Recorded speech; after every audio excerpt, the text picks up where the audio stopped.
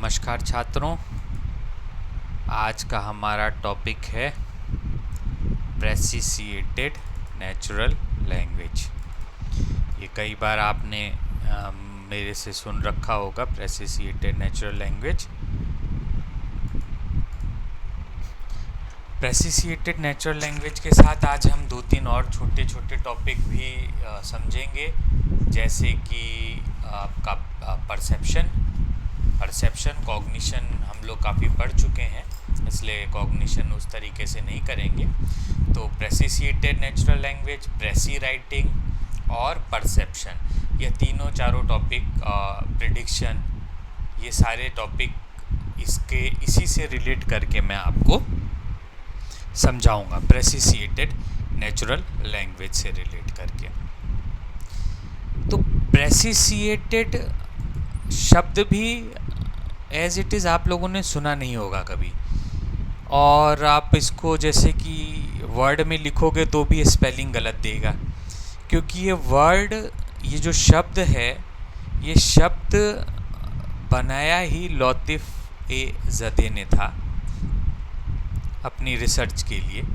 इन्होंने यह शब्द डिज़ाइन किया था, प्रेसिसिएटेड।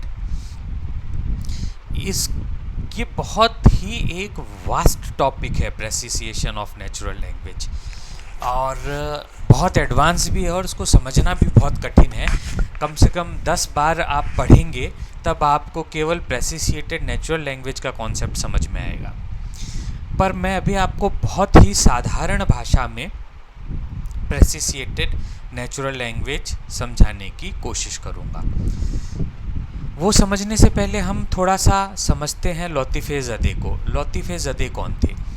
ये एक बहुत ही बड़े मैथमेटिशियन थे, जिन्होंने बाद में कंप्यूटर प्रोग्रामिंग में भी शुरुआती दौर में, जैसा कि हम लोग बार बार डिस्कशन कर चुके हैं कि शुरुआत में फिज़िक्स और मैथ वाले ही प्रोग्रामिंग में आए, क्योंकि बेसिकली कैलकुलस से ही डीबीएमएस डेवलप हुआ, डेटाबेस मैनेजमेंट सिस्टम, जिसके बाद से हमने प्रोग्रामिंग शुरू की। और प्रोग्रामिंग का भी जितने कॉन्सेप्ट थे, लॉजिक के थ्रू और भी थ्रू, जिसके सब में मैथमेटिकल फार्मूलाज का ही इस्तेमाल होता था। तो शुरुआती दिनों में मैथमेटिशियंस ही प्रोग्रामिंग इत्यादि के रूल्स बनाए। प्रोग्रामिंग लैंग्वेज भी शुरुआत में जिन्होंने डेवलप की, सब कोई प्रोग्रामर थे, क्योंकि हम जानते हैं कि प्रोग्रामिंग में जो सबसे ज़्यादा जिस चीज़ की ज़रूरत होती है वो होता है लॉजिक लगते हैं। ट्रू एंड फॉल्स के लॉजिक हर लैंग्वेज में लगते हैं। इफ़ देन एल्स भी ट्रू फॉल्स है। जो लूप लगता है वो भी केवल ट्रू फॉल्स है, क्योंकि वो बाइनरी लॉजिक ही है। फॉर लूप में भी if this true then do this else do this. तो टेक्निकली लॉजिक केवल ट्रू और फॉल्स का ही लग रहा है। अगर ट्रू है तो ये काम कराओ, अगर फॉल्स है तो यह काम कराओ। इफ़ देन एल्स में भी वही लगता है, लूप में भी while this is equal to this do this else do this. मतलब ट्रू है तो लूप के अंदर जाके ये काम कराइए, फॉल्स है तो लूप से बाहर आ जाइए। तो जब लतीफ़ ए ज़दे ने थोड़ा बहुत नेचुरल लैंग्वेज का अध्ययन किया, नेचुरल लैंग्वेज की प्रोग्रामिंग कराने का जब उन्होंने काम किया, तो उनके दिमाग में एक बात आई। उन्होंने एक चीज़ सोची कि जितना भी नेचुरल लैंग्वेज में लॉजिक होता है, वह केवल ट्रू एंड फॉल्स के आधार पर वो लॉजिक नहीं होता। बहुत सारे ऐसे लॉजिक आएंगे, मैथ में भी आएंगे, ज़रूरी नहीं कि नेचुरल लैंग्वेज प्रोसेसिंग में ही आए, मैथ में भी आएंगे और अन्य तरह की प्रोग्रामिंग में भी आएंगे, जिनका आंसर केवल यस या नो में नहीं हो सकता। तो उन सारे लॉजिक्स को डिफाइन करने के लिए लतीफ़ ए ज़दे ने फजी लॉजिक्स का निर्माण किया। फजी लॉजिक्स का निर्माण भी लतीफ़ ज़दे ने किया। और आर्टिफिशियल इंटेलिजेंस में भी अगर आप कहें कंप्यूटर प्रोग्रामिंग की शुरुआत उस तरीके से अगर किसी ने करवाई तो वह भी लतीफ़ ज़दे ही थे, क्योंकि फजी लॉजिक्स के डेवलपमेंट के बाद ही आर्टिफिशियल इंटेलिजेंस की प्रोग्रामिंग कंप्यूटर में बड़े तौर पर होने लगी। क्योंकि आर्टिफिशियल इंटेलिजेंस है, उसमें सारे सवालों के जवाब हाँ या ना में नहीं होते, ये हम एआई में पढ़ चुके हैं। फजी लॉजिक्स भी थोड़ा बहुत पढ़ चुके हैं, जिनके आंसर हाँ या ना में नहीं हो सकते। फॉर एग्ज़ाम्पल, जैसे कि ये दिया है, वह बहुत सुंदर है। कुछ बच्चों ने कहा हाँ, कुछ बच्चों ने कहा ना, कुछ बच्चों ने कहा हो सकता है। यानी इसका हाँ या ना में जवाब नहीं है। जो उससे ज़्यादा सुंदर है उसके लिए सुंदर नहीं है, जो उससे कम सुंदर है उसके लिए वो सुंदर है, और किसी के लिए सुंदर है ही नहीं। समझ में आ रही है बात? तो जब नेचुरल लैंग्वेज की बात आती है, आज बहुत गर्मी है, अब अंग्रेज आया, इंडिया 20 डिग्री है, 20 डिग्री टेम्परेचर जो माइनस से आया है, उसके लिए गर्मी नहीं है, अरे गर्मी बहुत है। और हमारे लिए जो हम 40 डिग्री में रहते हैं, हमारे लिए 20 डिग्री ठंड है। तो यह पूरा जो लॉजिक का खेल था, जहाँ हाँ या ना में लॉजिक नहीं लग रहा, और जहाँ बात आ जा रही है पूरी किसकी, परसेप्शन बेस्ड प्रोग्रामिंग की।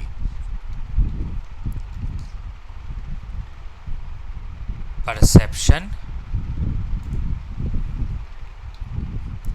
बेस्ड प्रोग्रामिंग की सारी बात आ जा रही है।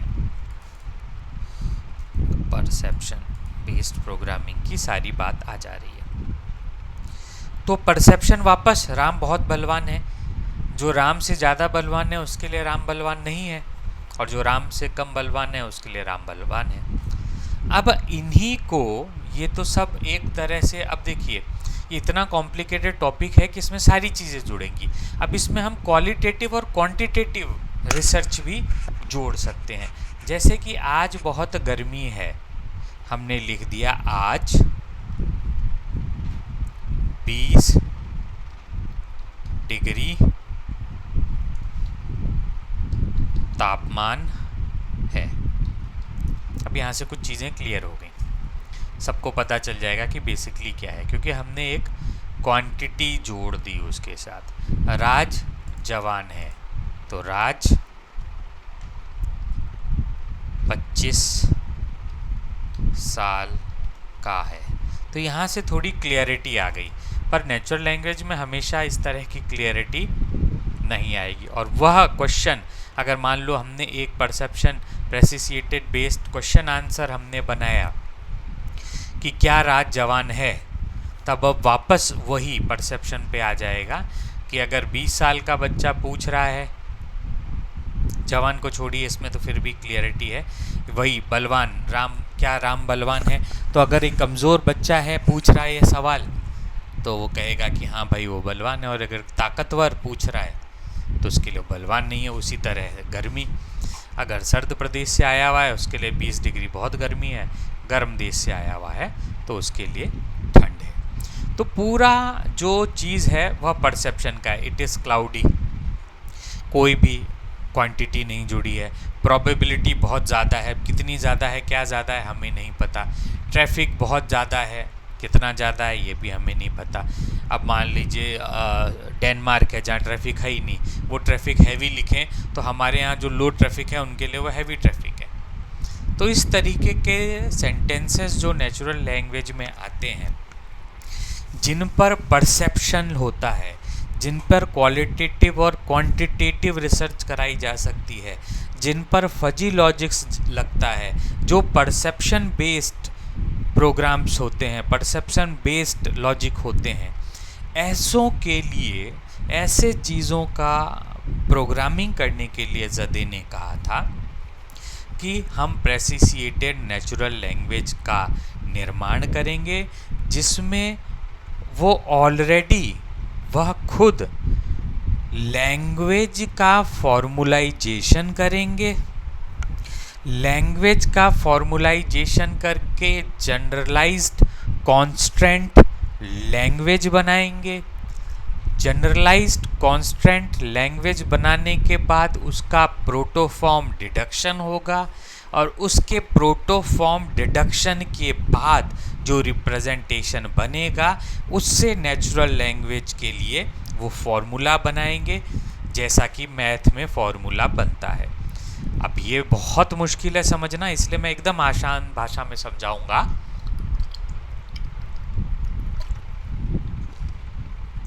कि यहाँ लतीफ़ ए ज़दे एक ऐसा फॉर्मूला बनाना चाहते थे जिसमें इनपुट आप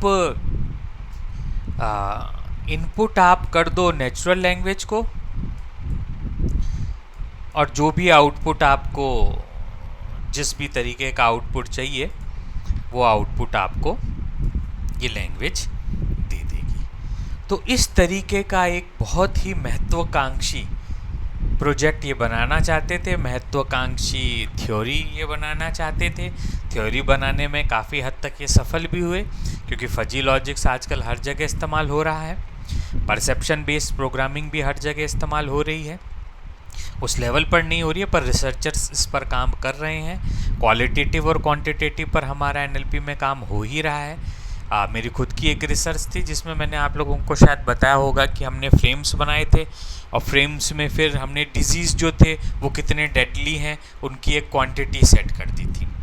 तो परसेप्शन बेस्ड, क्योंकि अब मशीन तो परसेप्शन समझ नहीं सकती, तो इन्होंने कहा था कि जो लैंग्वेज है उसे ग्रैनुअल्स में चेंज कर दो।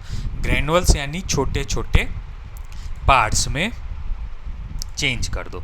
तो छोटे छोटे पार्ट्स में चेंज करने के लिए उन्होंने क्या किया कि ग्रैनुअल्स बनाए, और ग्रैनुअल्स में जैसे आज बहुत गर्मी है तो इसके 3 ग्रैनुअल्स हम बना सकते हैं।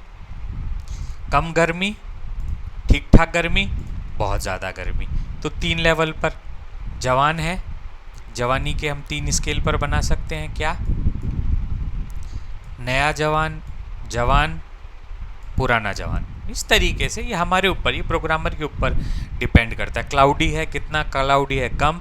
तो इस तरीके से ग्रैनुअल्स बनाने का इन्होंने बात किया। ये केवल शुरू में इन्होंने 3 की स्केल पे बनाए, फिर 10 की स्केल कर दिया, 1 से लेके 10 तक नंबर। जो आप लोग स्केलिंग वगैरह देखते होगे, स्टार देने की बात करते होगे, तो 10 की लेवल पर ये काम इन्होंने करवाना शुरू कर दिया। जैसे राम बलवान है, कितने बलवान है, तो हमने 10 की स्केल पर दे दिया 4। तो अगर कोई उससे ज़्यादा बलवान है तो उसको 5, उससे ज़्यादा बलवान है तो उसको 6, उससे ज़्यादा बलवान है तो उसको 7। तो उस तरीके से हमने क्वालिटेटिव और क्वांटिटेटिव रिसर्च दोनों को जोड़ा, किसमें? नेचुरल लैंग्वेज प्रोसेसिंग में। और इसी को जब और एडवांस आज फॉर्म में लोग जब न्यूरल नेटवर्क में बनाते हैं, तो ये जो स्केलिंग है, इस स्केलिंग को न्यूरल नेटवर्क में कहते हैं वेट्स। तो अब शायद आपको समझ में आ रहा होगा कि न्यूरल नेटवर्क जब हम बात करते हैं और वेट्स की बात करते थे, तो वेट क्या है। अगर हमने बलवान का एक नोड बनाया है तो उसका वेट कितना है, ताकि और कहीं राम के साथ बलवान जोड़ा है तो उस नोड का वेट कितना है, और श्याम के साथ बलवान जोड़ा है तो उस नोड का वेट कितना है। तो इस पूरी वेटिंग के कॉन्सेप्ट से ही न्यूरल नेटवर्क चलते हैं। मल्टी इनपुट होते हैं और सिंगल आउटपुट होता है। तो अगर सवाल आया यूज़र का, आपने पूरा बना लिया, फ्रेम्स बना लिए, न्यूरल नेटवर्क बना लिया जिस तरीके से हमने बनाया था एआई में, या हमने सेमेंटिक नेटवर्क बना लिया। फिर क्वेश्चन आया कि राम और श्याम में से कौन बलवान है, तो आप सीधे इन वेट्स पर जाएंगे या इन पर जाएंगे, इसकी स्केलिंग पर, और देख लेंगे जो ज़्यादा होगा आप उसका आंसर देंगे। तो इस तरीके से एक आर्टिफिशियल इंटेलिजेंस सिस्टम डेवलप होता रहता है, जो क्वेश्चन आंसरिंग में भी हमारी मदद करता है। यानी ये फॉर्मूलाइजेशन हमने अचीव कर लिया, तो जो सबसे एक्सट्रीम डिग्री की एनएलपी है क्वेश्चन आंसरिंग, यानी जो भी मैं सवाल मशीन से पूछूं उसका जवाब वो मशीन मुझे दे, लॉजिक के थ्रू दे। ये नहीं कि प्री डिटरमाइंड वो आंसर उसमें मौजूद है और वो वहाँ से दे रहा है, नहीं, वो खुद लॉजिक लगा कर दे रहा है, परसेप्शन लगा कर दे रहा है, कॉग्निशन लगा कर दे रहा है, इमोशन लगा कर दे रहा है, उन सारे पैरामीटर्स पर वो हमें जवाब दे रहा है जिस पैरामीटर पर एक ह्यूमन ब्रेन हमें जवाब देता है। तो मुझे लगता है कि ये चीज़ भी आप लोगों के समझ में आई होगी, पर क्योंकि ये टॉपिक पूरा मैथमेटिकल है, फॉर्मुलाइजेशन करना है और ये बाद में हम इसको और डिटेल में अगर ज़रूरत पड़ेगी, आप में से कोई और इस पर एक छोटा प्रोजेक्ट भी बनाने की कोशिश करेगा तो हम इसको उस तरीके से एलोबरेट करेंगे, क्योंकि अभी वो सारी चीज़ें constant generalise constant language, protoform deduction, ये सारा पार्ट हमें करने की ज़रूरत नहीं है। हमें केवल ये समझना है कि प्रेसिसिएटेड नेचुरल लैंग्वेज का कॉन्सेप्ट क्या था, किसने दिया था, कब दिया था। लगभग 2004 में पहली बार इन्होंने इस पर एक पेपर पब्लिश किया था लतीफ़-ए-ज़देह ने 2004 में, और फिर बढ़ते बढ़ते 2000 समझ लीजिए 10 तक इन्होंने इस पर बहुत काम किया। और 2010 के बाद फिर वो समझ गए कि उस तरीके से फॉर्मुलाइजेशन करवाना कि एक फार्मूला बना दें जिसमें एक तरफ से नेचुरल लैंग्वेज जाए, दूसरी तरफ से जो आउटपुट हमें चाहिए वो मिले, वो बनाना अभी काफ़ी कठिन है। तो नॉर्मली क्वेश्चन आंसरिंग तक थिंट वगैरह ने फिर प्रेसिसिएटेड नेचुरल लैंग्वेज पर काम किया और क्वेश्चन आंसरिंग निकालने की कोशिश की। उसी तरीके से हमने भी काम किया और हमने इसको सिमेंटिक रोल लेबलिंग से जोड़कर क्वेश्चन आंसरिंग करवाई, जो कि काफ़ी हद तक सफल भी हुई अपने काम में। तो हमको देखना है कि हम इस प्रेसिसिएटेड नेचुरल लैंग्वेज को उस फॉर्म में तो फ़िलहाल इम्प्लीमेंट करने के उसमें नहीं है जो जिस फॉर्म में लतीफ़-ए-ज़देह ने दिया था, पर हम उसी के कुछ कंटेंट निकाल के अपने लेवल पर इस पर काम करवा सकते हैं। तो हम यहाँ पर फिर बात करेंगे परसेप्शन की। फजी लॉजिक्स हम देख चुके हैं, क्वालिटेटिव क्वांटिटेटिव आप समझते हो, स्केलिंग कैसे करते हैं ये भी आपको पता है कि नोड्स में जब मैं फ्रेम्स बनाऊंगा तो फ्रेम में एक फ्रेम उसकी स्केल का भी होगा, और ये जब न्यूरल नेटवर्क बनेगा तो उसमें फ्रेम्स वगैरह बनते नहीं, उसमें डायरेक्ट नोड होते हैं, उसके पीछे उनके वेट्स होते हैं। अब टेक्निकली जो देखता है, जिसको न्यूरल नेटवर्क समझ में नहीं आता, उसको लगता है वो गोल गोल फ्रेम्स ही हैं, पर उन फ्रेम्स के पीछे बैकग्राउंड में नोड्स के पीछे उन नोड्स के पीछे बैकग्राउंड में ये नोड अलग अलग बने हैं और ये अलग अलग न्यूरल नेटवर्क में आप देखते हो कि एक दूसरे से जुड़े होंगे। तो ये बेसिकली एक नोड क्या है, अब नोड के पीछे जाओगे तो उसका भी टेक्निकली मुझे फ्रेम पूरा बनाना पड़ेगा, जिसमें वो क्या है, राम है, ये है, उसकी सारी डिटेलिंग मुझे करनी पड़ेगी। केवल नोड से हम समझ नहीं पाएंगे। तो बेसिकली बैक एंड पे जो भी प्रोग्रामिंग करें, फ्रंट एंड पे न्यूरल नेटवर्क ही दिखता है, और सिमेंटिक नेटवर्क बनाते हैं तब भी हमें बैक एंड पे फ्रेम्स बनाने पड़ते हैं। तो फ्रेम हम जिस तरीके से भी बनाएं, इसमें भी फिर आपके प्रोसीजरल फ्रेम्स बनेंगे, डिक्लरेटिव फ्रेम बनेंगे, और भी जितनी ज़्यादा ज़रूरत होगी टेबल्स और डिक्शनरीज बनेंगी। किन के लिए? रिलेशनशिप के लिए, जो यहाँ नोड्स पर रिलेशनशिप है, और जो वेट्स हम अलग अलग नोड को देंगे उनके लिए भी, दोनों के लिए अलग अलग हमें टेबल्स बनानी पड़ेंगी। तो इस तरीके से टेक्निकली हम न्यूरल नेटवर्क्स का डिज़ाइन करेंगे। सिमेंटिक नेटवर्क और फ्रेम कैसे बनाते हैं ये हम देख चुके हैं। तो अब मुझे लगता है कि परसेप्शन आपको समझ में आ गया होगा। इस तरीके के जितने भी लैंग्वेज हैं, नेचुरल लैंग्वेज के सेंटेंसेस हैं, जिसमें कोई सवाल जवाब हम येस और नो के आधार पर नहीं दे सकते, और परसेप्शन इनफाइनाइट है। परसेप्शन कुछ भी हो सकता है, हम उसे किसी एक सांचे में डालकर नहीं देख सकते, हमें किसी भी लेवल पर वह कार्य करना पड़ता है। तो अब हम देखते हैं, वापस परसेप्शन पर आते हैं कि परसेप्शन क्या है। बिहेवियर साइंस में सबसे पहले परसेप्शन की बात की गई थी, और उन्होंने क्या कहा था कि परसेप्शन क्या है, कि सेंसेशन के साथ अगर कुछ वैल्यू जोड़ दें तो उसे परसेप्शन कहेंगे।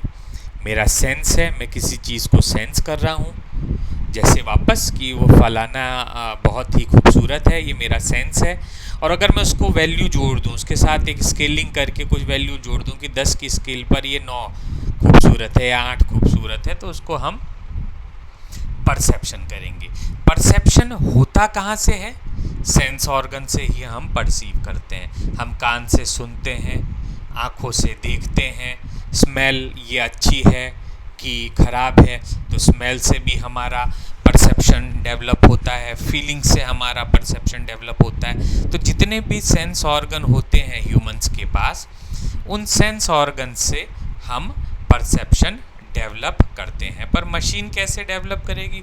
तो एआई सिस्टम में जब हम एआई पढ़ रहे थे तो हम भी कोशिश करते थे कि मशीन को भी हम उसी तरीके से सेंस करवाएं जिस तरीके से ह्यूमन ब्रेन सेंस कर रहा है। तो परसेप्शन की कोई बाउंड्री नहीं होती, ये हम देख चुके हैं कि भाई परसेप्शन की कोई बाउंड्री नहीं है।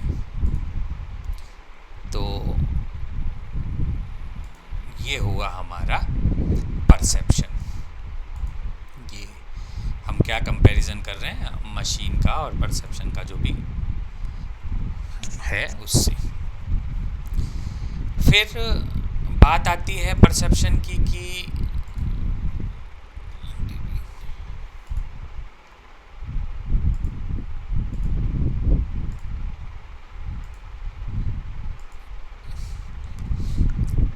वही जो साउंड साइड इन सारी चीज़ों से ह्यूमन परसेप्शन की कैपेबिलिटीज़ लेता है। मशीन कैसे करेगी? तो मशीन में भी हम विजुअल, ऑडिटरी और टेक्स्ट इन्फॉर्मेशन आज डाल सकते हैं। तो कंप्यूटर विज़न भी हमको पता है कि सारी चीज़ें हम दिखवा सकते हैं कंप्यूटर को। जो सुन रहा है वो तो माइक वगैरह से, जैसे अब मैं आपको बोल ही रहा हूँ, ऑडिटरी सिस्टम में हम डाल ही सकते हैं। टेक्स्ट शुरू से ही डाल सकते हैं, टेक्स्ट इन्फॉर्मेशन। और उसके बाद अब ऐसे ऐसे सेंसर्स हमारे पास बन चुके हैं जो अलग अलग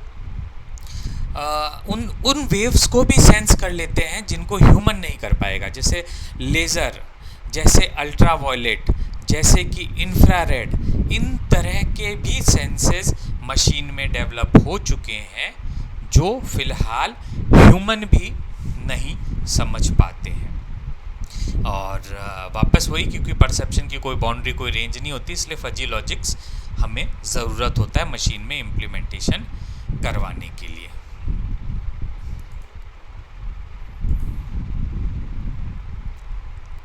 तो अब हम कोशिश हमारी यहाँ पे यही है कि मशीन को भी हम परसेप्शन बेस्ड बना दे। तो इसमें फिर cognition is a group of mental process including attention, memory, learning वगैरह। कॉग्निशन मैं बता चुका हूँ। तो कॉग्निशन का भी हम परसेप्शन के साथ जोड़कर सिस्टम तैयार करने की कोशिश करते हैं, पर फिर बहुत मुश्किल है।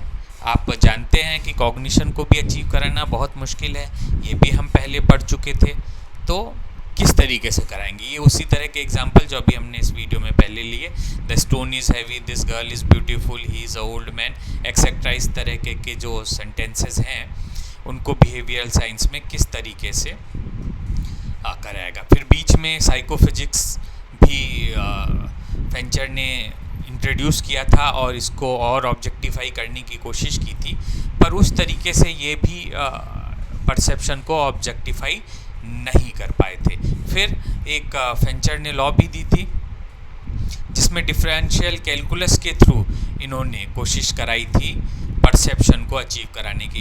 ये सारी डिफरेंशियल इक्वेशंस को बहुत बड़े लेवल पर ज़दे ने भी बाद में कराने की कोशिश की इम्प्लीमेंट, पर फिलहाल नेचुरल लैंग्वेज के लिए कोई ऐसा फॉर्मूला हम लोग नहीं बना पाए जिससे हम इजीली परसेप्शन निकाल पाएँ। पर कुछ लेवल पर ज़रूर थोड़ा बहुत कार्य हुआ है, पर वो पूरा भी, क्योंकि मैं कह रहा हूँ ना, मैथमेटिकल है और बहुत कॉम्प्लिकेटेड है और फिलहाल हमारे सिलेबस के बाहर का है, इसलिए अभी हम नहीं करेंगे। फिर जो मैंने कहा कि उन्होंने ग्रैनुअल्स में बांटा, तो girl is very beautiful, moderate, average, ये ग्रैनुअल्स हुए, छोटे छोटे भागों में बांटा। तो 3 level, it can be ranked और नंबर्ड, मतलब इसकी हम अब रैंकिंग भी कर सकते थे 1 से लेकर 10 तक, 100 तक दे दो आप। अगर आपको प्रोग्रामिंग में 100 की टेबल बनानी है तो हर नोड के लिए 100 की टेबल बनाओ, उतने वेट्स दो सबको। तो उनको सब्जेक्टिव और ऑब्जेक्टिव स्टैटिकल ट्रांसफॉर्मेशन हम करवाते हैं हर एक शब्द को। पर अब आप ये सोच लो कि नेचुरल लैंग्वेज में हर एक सेंटेंस के लिए इतना काम करवाना कितना मुश्किल होता है। अब आता है हमारा परसेप्ट्रॉन्स। तो रोजनबाल्ट ने 1992 में न्यूरॉन्स जो होते हैं ह्यूमन ब्रेन के न्यूरॉन्स, उनको एप कराने के लिए, उनकी नकल करवाने के लिए एक स्ट्रक्चर बनाया जिसका नाम उन्होंने दिया परसेप्ट्रॉन्स। परसेप्ट्रॉन्स उन्होंने उस स्ट्रक्चर का नाम दिया। उस समय ये उतना फेमस नहीं हुआ 1962 में, पर 2010 के बाद जब ज़दे का भी काम, फजी लॉजिक का काम, परसेप्शन का काम काफ़ी हद तक हो चुका था, काफ़ी फॉर्मुलाइजेशन कर दिए थे और थ्योरी से ज़दे ने काफ़ी कॉम्प्लिकेटेड चीज़ों को बहुत इजी कर दिया था, तो उसके बाद इन्हीं परसेप्ट्रॉन्स का इस्तेमाल as it is neural network में होने लगा। न्यूरल नेटवर्क में यह एक नोड की तरह इस्तेमाल कराया जाता है जिसमें मल्टी इनपुट और सिंगल आउटपुट होता है। सिग्मा इनको सबको प्रोसेस करने की प्रोसेस है, यहाँ पर प्रोसेस हो रहा है। अब वापस वही एग्जांपल लेता हूँ। मान लो न्यूरल नेटवर्क का अल्टीमेट गोल क्या है कि एक एक्सपर्ट सिस्टम है, क्वेश्चन आंसरिंग जो मुझे करवा दे रहा है। मैं जो भी न्यूरल नेटवर्क से सवाल पूछ रहा हूँ जिस भी क्षेत्र का, वो मेरी हेल्प कर रहा है उसका आंसर देने में। मैं उसे जो भी काम करने के लिए कह रहा हूँ वो काम मुझे वह न्यूरल नेटवर्क करके दे रहा है। ये न्यूरल नेटवर्क अगर मैंने रोबोटिक्स में डाल दिया तो वह रोबोट जो मेरी सारी बात मान रहा है वो भी टेक्निकली इस न्यूरल नेटवर्क के ज़रिए ही मान रहा है। तो इसमें जो अलग अलग नोड्स हैं, ये नोड्स उसी तरीके से बनेंगे जो हमने सिमेंटिक नेटवर्क में बनाए थे। उनके साथ फ्रेम जोड़े थे, उनके साथ स्क्रिप्ट्स जोड़ी थी और उनके साथ कॉन्सेप्चुअल डिपेंडेंसीज जोड़ी थी। उनके अलावा इनके साथ अब इसके वेट्स भी जुड़ गए। वेट्स क्या जुड़े, जो मैंने पहले बताया।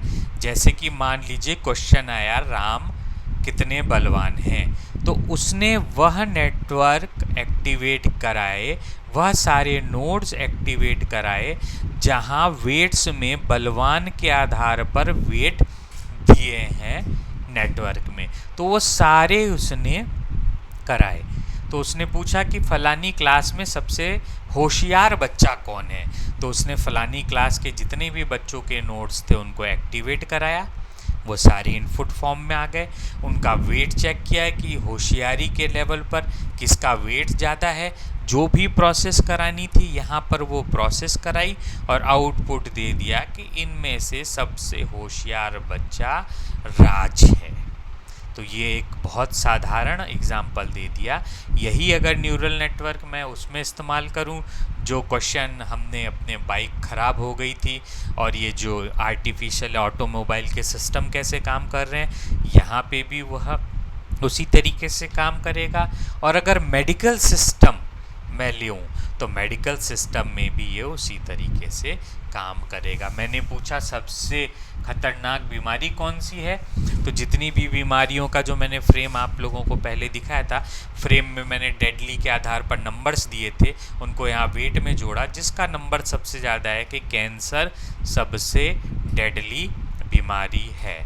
अब मान लो इसी ने अगर मेडिसिन पूछ ली कि कैंसर के लिए क्या मेडिसिन है, तो ये फिर कैंसर की मेडिसिन से आधारित जितने भी नोड्स हैं उनको एक्टिव कराएगा और वहाँ से एक इनपुट निकाल के सबको प्रोसेस करके यहाँ पे जो भी मेडिसिन से लगेगा कि जिनका वेट हैवी है, अच्छा है, उसका आंसर देगा। तो न्यूरल नेटवर्क के पास हर चीज़ का जवाब होता है। यहाँ पर हम केवल दिखता है कि केवल नोड काम कर रहा है, पर नोड काम नहीं कर रहा। नोड के पीछे भी उसी तरीके से हमें सारे tables, dictionaries, frames, conceptual dependency, semantic network, scripts, ये सारे बनाने पड़ते हैं। प्रोसेस में यहाँ जितना भी होगा, यहाँ सारी सर्चिंग एल्गोरिथम भी लगानी पड़ेंगी, rule based algorithm, fact base algorithm, वो जितनी भी एल्गोरिथम हमने एआई में पढ़ी हैं वह सारी एल्गोरिथम्स यहाँ पर लगानी पड़ेंगी ताकि ये प्रोसेस करवा सके। और भी जो एल्गोरिथम हमारे दिमाग में आए वो हम यहाँ देते हैं, हमारे न्यूरल नेटवर्क के अनुसार वो एल्गोरिथम्स यहाँ काम करती हैं और फिर आउटपुट हमें निकाल कर दे देती हैं। तो यह न्यूरल नेटवर्क का एक सिंगल नोड है, ये सिंगल नोड है और इसके बैकग्राउंड में भी क्या है ये भी आप समझ गए, इसीलिए न्यूरल नेटवर्क बनाना इतना कठिन कार्य है।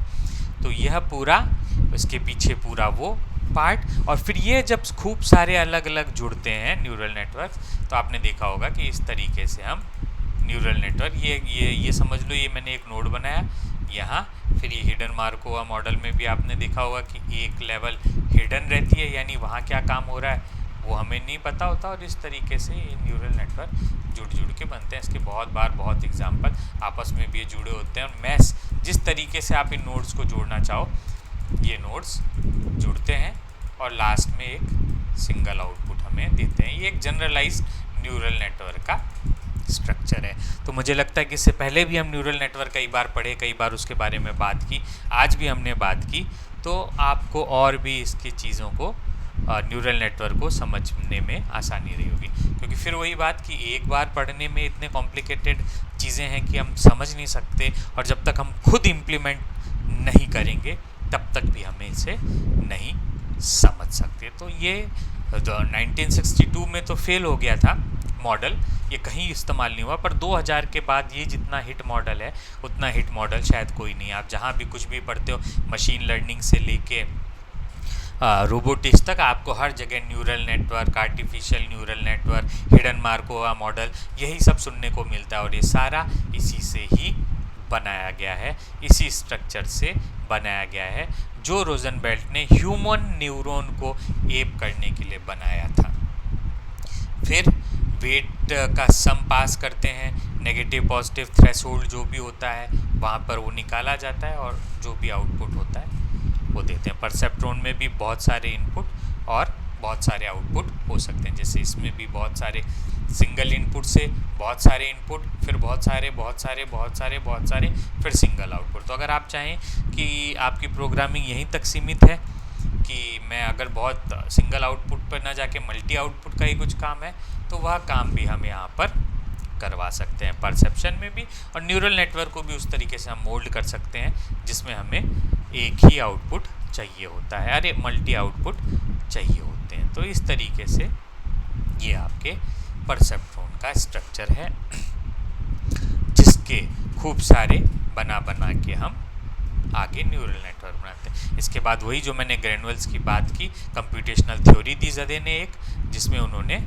ग्रैनुअल्स अलग अलग बनाए। जदे की कंप्यूटेशनल थ्योरी उसके बाद आई, फिर उन्होंने सिंगुलर, ग्रैनुअल, एफ ग्रैनुअल, अलग अलग ग्रैनुअल्स में बांटे। तो सिंगुलर में जिसमें एग्जैक्ट मीनिंग थी उसको सिंगुलैरिटी में डाला, सिंगुलर बोला। सी ग्रैनुअल्स जो रेंज के फॉर्म में थे, कम, ग्रेटर देन और इक्वल टू के फॉर्म में थे, उनको सी ग्रैनुअल्स में डाला। एफ ग्रैनुअल्स जिसमें इंटरवल थे, जैसे 0 to 25, 72, इस तरीके के अलग अलग ग्रैनुअल्स उन्होंने बनाए। और लिंग्विस्टिक में भी if X is small then Y small, इन सब के फॉर्मुलाइजेशन, ये मैंने बहुत आसान, केवल एक छोटे छोटे इनके पॉइंट लिखे हैं, पर आप अगर नेट पर लतीफ़े ज़दे के प्रेसिसिएटेड नेचुरल लैंग्वेज के पेपर उठा के देखोगे, तब आप देखोगे कि एक एक पेपर इन्होंने 40-40 पेज का लिखा है, और पूरी उनमें कैलकुलेशन ही कैलकुलेशन, जो फ़िलहाल अभी आपको समझ में नहीं आएगी, और जो मैथ बैकग्राउंड के बच्चे नहीं हैं वो तो समझना भी उनके लिए कठिन होगा। इसलिए हम वह पार्ट हटा के केवल नेचुरल लैंग्वेज के पार्ट पर रहते हैं, क्योंकि वो ग्रैनुअलिटी जो पिछली स्लाइड में आपने देखी वो आप भी बहुत ईजिली बना सकते हैं, इंटरवल के फॉर्म में, सी ग्रैनुअल्स के फॉर्म में, एफ ग्रैनुअल्स के फॉर्म में, सिंगुलरिटी के फॉर्म में। तो इसलिए आपको बताया कि वो चीज़ें आप भी करवा सकते हैं। फिर वही कॉन्स्टेंट, जनरलाइज्ड कॉन्स्टेंट लैंग्वेज जो मैंने कहा था, सिमेंटिक नेचुरल लैंग्वेज बनाने की भी इन्होंने कोशिश की थी, जो भी काफ़ी हद तक वो नहीं हुई। आंसर टू क्वेश्चन, वही क्वेश्चन आंसरिंग के लिए इन्होंने कोशिश किया था कि पूरा फॉर्मुलाइजेशन किए जाए, पर वो उस तरीके से अभी फ़िलहाल सफल नहीं हो पाई ये चीज़ें, आगे चल के हो सकता है कि कोई ना कोई उसे भी उसी फॉर्म में इम्प्लीमेंट करे जिस फॉर्म में ज़दे ने कहा था। फिर परसेप्शन बेस्ड सिस्टम मॉडलिंग की भी बात की थी। इनकी भी बहुत सारी थ्योरम्स वगैरह उन्होंने दी हैं, बहुत थ्योरीज दी हैं, पर इनमें भी अभी हमें उतना पढ़ने की ज़रूरत नहीं है। अभी के लिए हम केवल परसेप्ट्रॉन का स्ट्रक्चर समझ लिया है, जिसके आधार पर ही हम न्यूरल नेटवर्क बनाएंगे। और ये PNL का एक इंट्रोडक्शन था कि नेचुरल लैंग्वेज था, PNL उसको बनाने का इनका पूरा था, जनरलाइज कंस्ट्रेंट लैंग्वेज, ये सिमेंटिक लैंग्वेज, प्रेसिसिएशन करके प्रेसिसिएटेड नेचुरल लैंग्वेज को लेके GCL में कन्वर्ट करना। ये एक ड्रीम प्रोजेक्ट था इनका उस वक्त, जो कि फ़िलहाल उस तरीके से नहीं हो पाया। तो ये था हमारा आज का टॉपिक, जिसमें हम मेन का काम केवल उस पर करेंगे, किस पे, प्रेसिसिएटेड नेचुरल लैंग्वेज पर, और परसेप्शन का भी ध्यान रखेंगे। न्यूरल नेटवर्क कैसे बनाते हैं इसका भी हमने आज और डिटेल में बात की। तो ये भी एक इम्पॉर्टेंट टॉपिक है, आपका रिसर्च आधारित इम्पॉर्टेंट टॉपिक है। फिलहाल इस पे प्रोजेक्ट वगैरह आप बना नहीं पाएंगे, इसलिए बनाना भी